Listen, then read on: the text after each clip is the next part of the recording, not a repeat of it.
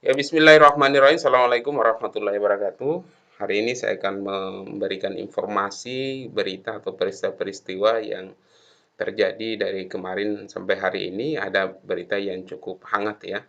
Yang pertama ini adalah polisi telah memeriksa penyanyi Vildan usai konser di Pulau Taliabo diberitakan pada hari Selasa, tanggal 15 Desember 2020 pukul 19.09 waktu Indonesia Barat di antara news.com. Kita doakan semoga Vildan dalam kondisi baik dan uh, selamat ya, tidak diproses secara hukum atau tidak dikriminalisasi ini.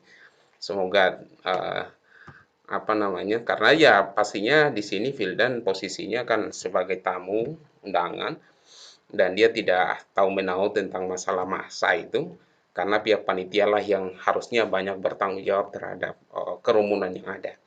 Ini yang diperiksa 10 orang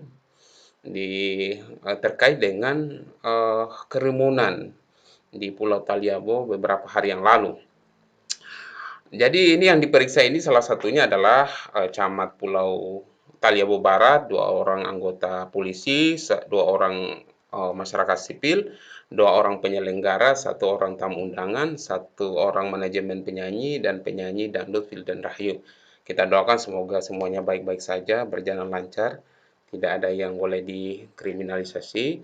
Saya kira dari pihak kepolisian juga akan bekerja secara profesional. Kita berharap ya semuanya berjalan dengan lancar dan ini menjadi pelajaran bagi para artis yang menyelenggarakan atau menghadiri kegiatan yang mengumpulkan orang banyak, dan ini tidak boleh terjadi ya, jadi pelajaran lah ya.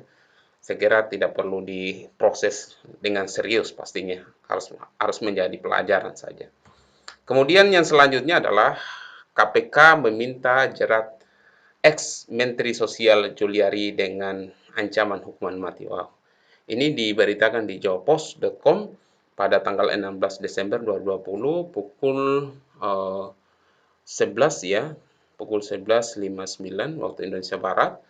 Jadi apa yang disangkakan sebenarnya sampai masuk dalam jeratan hukuman mati ini? Ini kita bisa lihat di pasal 2 Undang-Undang Tindak Pidana Korupsi itu mengatur soal ancaman hukuman mati bagi pelaku korupsi ya. Ini yang melaporkan adalah Masyarakat Anti Korupsi Indonesia atau MAKI ya.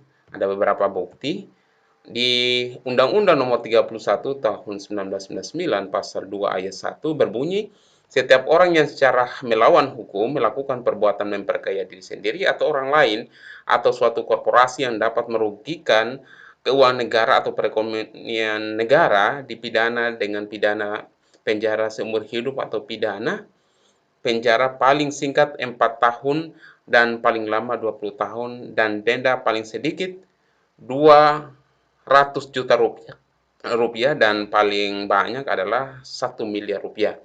Kemudian di ayat yang kedua disebutkan bahwa hal tindak pidana korupsi sebagaimana dimaksud pada ayat 1 dilakukan dalam keadaan tertentu, pidana mati dapat dijatuhkan. Nah, ini menjadi pelajaran juga. Saya kira ini masalah korupsi ini adalah, kalau kita lihat ini masalah pertama moralitas ya. Yang kedua adalah kurang takutnya para pejabat dengan ancaman-ancaman pidana itu ya, mungkin lebih banyak pada kepentingan duniawi, tapi kesadaran mereka menjalankan tugasnya dengan baik itu belum uh, belum kuat ya.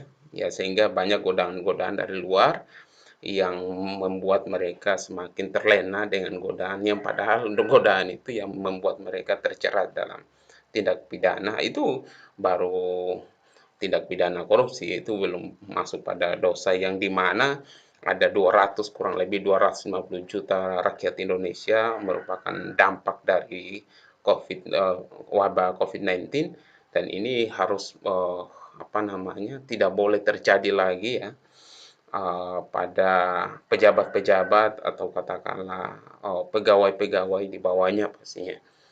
Dalam kasus dugaan suap pengadaan bantuan sosial COVID-19, Juliari diduga menerima fee sebesar 17 miliar dalam 2 periode paket sembako bantuan sosial, program bantuan sosial penanganan COVID-19 di wilayah Jabodetabek. Penerimaan suap ini diterima oleh pihak swasta dengan maksud untuk mendapatkan tender sembako di Kementerian Sosial Republik Indonesia. Kemudian berita yang ketiga adalah perusahaan tambang Cina rugi sampai 200 miliar akibat pembakaran dump truck, kemudian alat berat dan mesin smelter. Jadi ini diberitakan di sindonews.com pada hari Rabu 16 Desember 2020 pada pukul 09.35 waktu Indonesia Barat. Dan ya ini menjadi salah satu topik yang cukup hangat ya.